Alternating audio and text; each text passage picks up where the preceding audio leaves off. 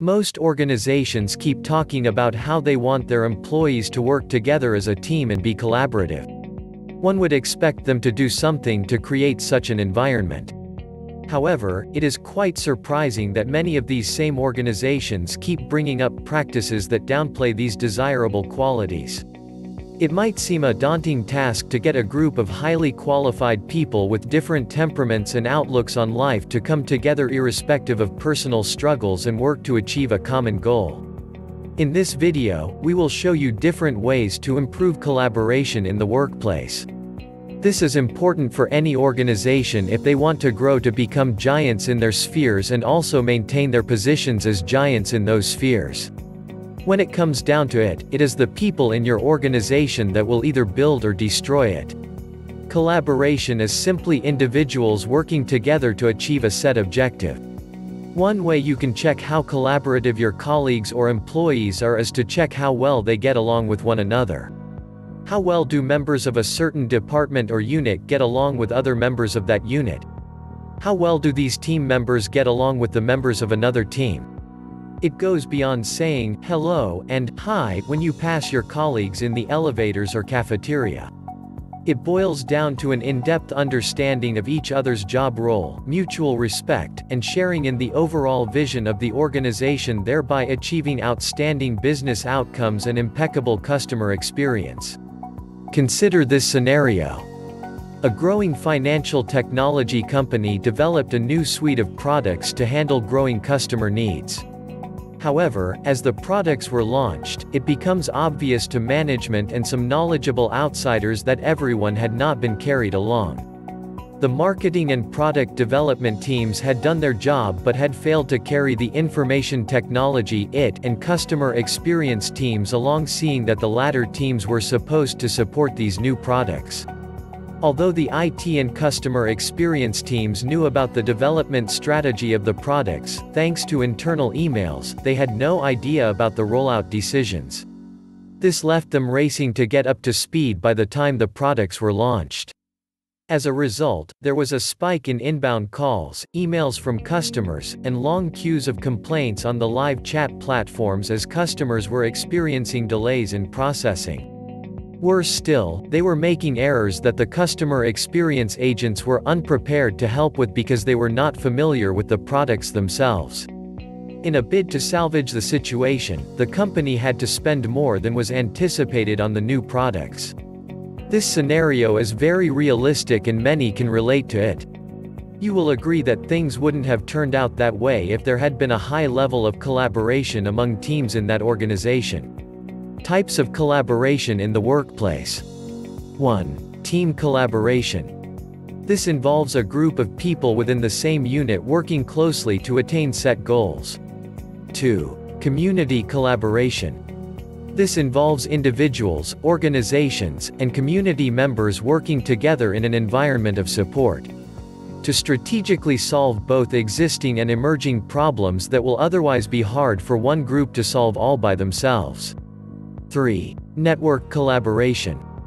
This type of collaboration involves people and organizations that are largely self-sufficient and diverse in terms of operating environments coming together to work towards achieving set goals.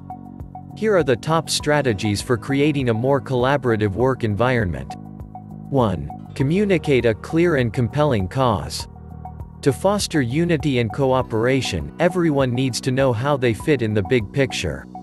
The more real the big picture is, the more likely your team will be willing to go all out to get it. First, it has to be broken down for every member to understand until they begin to see themselves as part of the organization's mission. For a worthy cause, many are likely to go the extra mile. This also comes into play when major projects are to be planned and executed. A cross-departmental meeting can be held to kick off the project. This way, the leadership team can communicate the vision to everyone. Once people see how they are part of the success, they will become willing to put their hands on deck. 2. Communicate expectations. When employees do not know what is expected of them, they are less likely to give outstanding performances or even be proactive. It is important to let every employee and team member know what they are to bring to the table. This sets the idea wheels in their heads turning. Successful brands thrive on the initiatives of the people in there. You are less likely to take any initiative when you do not think you are valuable to a cause. Also, with a clear understanding of roles and positions in an organization, people are less likely to step on toes and create an atmosphere of friction. The goal is to work together to achieve the organization's goals. 3. Led by example. As a leader in the workplace, you have to set the right atmosphere for collaboration. People will remember you more for what they see you do than for what they hear you say. The leaders of an organization need to lead by example. You have to walk the talk if your employees are to take what you say seriously. As a departmental head, you can set the tone for your team members by building a good working relationship with other departmental heads. You can initiate periodic meetings with your counterparts in other departments to talk. This will help you understand their processes and appreciate them more for their challenges, as you help one another in the brainstorming and problem-solving process. Instead of communicating via mass emails, send personal messages to ensure that everyone is working. Your behavior as a leader will trickle down to others. This includes negative traits too. So, as a leader, you need to be intentional about what you do around your employees. Ask yourself if it is a behavior you want to be replicated throughout your organization. 4. Harness the strengths of team members. Focus on the strengths of each team member, even though the temptation to magnify their weaknesses is almost overwhelming. You can get each team member to take a personality test and then everyone shares the result at a team meeting. This way, everyone gets to know everyone else on a deeper level. At first, there might be a level of awkwardness around it, but as your team members get to see that you are sincere about seeing their growth, so they will begin to open up to one another. By focusing on their strengths instead of weaknesses, this can be achieved. And focusing on their strengths builds their confidence and creativity. Also, assign responsibilities based on the strengths of the team members. This way, everyone can become a high flyer with no one feeling useless. As much as this brings personal successes to the team members, it also brings team-wide success that can spread to become organization-wide. 5. Develop a common language. To foster cohesion, there has to be an understanding of what is said. This will not be possible with the prevalence of department-specific jargon in the workplace.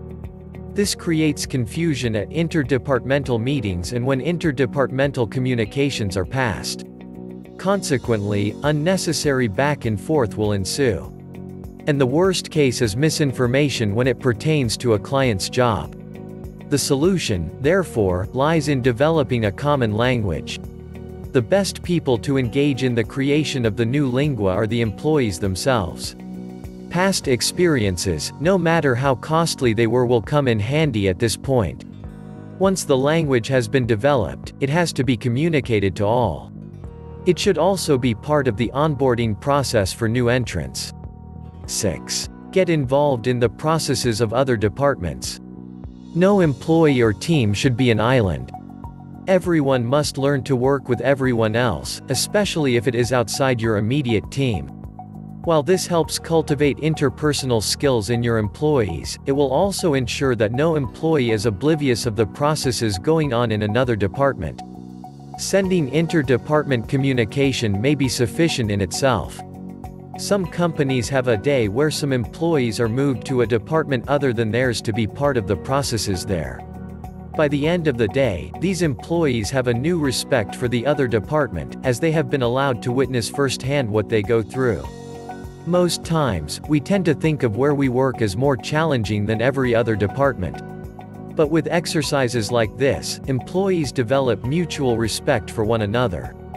Another added advantage is that they are no longer alien to the operations there. Employees that spend some time outside their departments can even fill in for someone in that department when there is a need to. Whichever way you look at it, it is a win-win situation for both employer and employee. 7. Celebrate together. When you celebrate your success as a team, it brings people closer, and even if there was some undercurrent, it soon vanishes in the new atmosphere. When you bag an award as an organization, you should celebrate. If you finally get to the end of the year, a celebration is apartment. Set milestones and celebrate when you get there. It does not always have to be a budget-breaking celebration every time. It can be in the form of a casual Friday meeting or a lunch break that almost everyone takes at the same time. What is important in these celebrations, however, is that the purpose of each celebration is emphasized and everyone's role in success is acknowledged.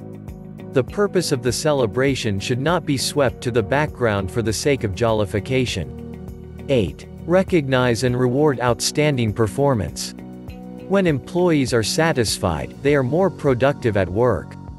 One way to drive employee satisfaction is to acknowledge and recognize the outstanding contributions of workers to the success of the organization. They are indeed paid to do a good job. However, when they go the extra mile, they need to be recognized. Attaching performance-induced rewards and benefits or bonuses to collaborative efforts go a long way in sending the right message to the people. When individuals stand out, they should be rewarded. And when a team stands out, every member of that team should also be rewarded. The rewards can be organization-wide emails of recognition, in-person recognition, promotions, leave extensions or extra vacation days, and even monetary bonuses. This will go a long way in encouraging other employees to perform better. It also brings to the fore in the minds of your employees that teamwork can also be recognized and rewarded. Did you find this video helpful? Kindly subscribe to our channel below. And turn on your notifications so that you'll be the first to see our updates. Also, drop your comments so we'll know your thoughts. Finally, don't forget to check the description below for more details. Visit our website, officema.com for more office content like this. Thank you for watching.